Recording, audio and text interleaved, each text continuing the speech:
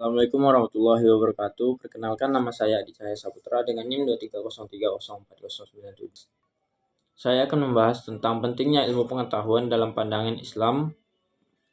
Menuntut ilmu adalah kewajiban bagi setiap umat muslim.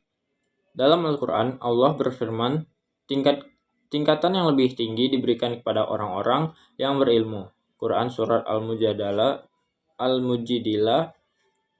ayat 11. Ini menunjukkan bahwa ilmu adalah cahaya yang menerangi hati dan pikiran kita. Kewajiban kita tidak hanya sebatas mencari ilmu agama, tetapi juga mencakup berbagai disiplin ilmu lainnya. Dengan menuntut ilmu, kita dapat memahami cara dunia dengan lebih baik dan menjalani kehidupan yang lebih bermakna. Misalnya, ilmu pengetahuan dapat meningkatkan kualitas hidup kita, membantu kita lebih bisa membuat keputusan yang lebih baik, dan memberi kita kemampuan untuk berkontribusi positif bagi masyarakat.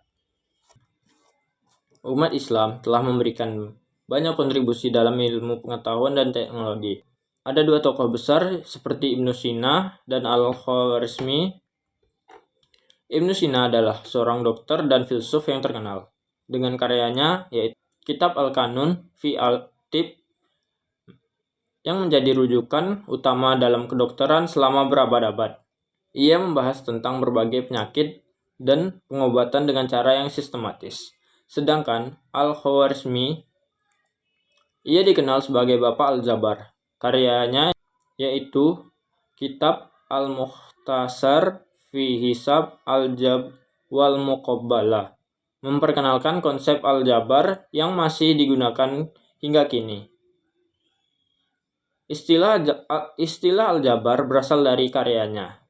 Kedua tokoh ini menunjukkan betapa besarnya kontribusi umat Islam dalam perkembangan ilmu pengetahuan dan teknologi. Dalam pandangan Islam, ilmu pengetahuan harus digunakan untuk kebaikan umat manusia dan tidak bertentangan dengan ajaran agama. Dengan ilmu, kita dapat menemukan solusi untuk berbagai masalah seperti dalam bidang kesehatan, lingkungan, dan teknologi. Integrasi antara Islam dan ilmu pengetahuan sangatlah penting. Kita perlu menggabungkan nilai-nilai agama dan pengetahuan modern dalam pendidikan.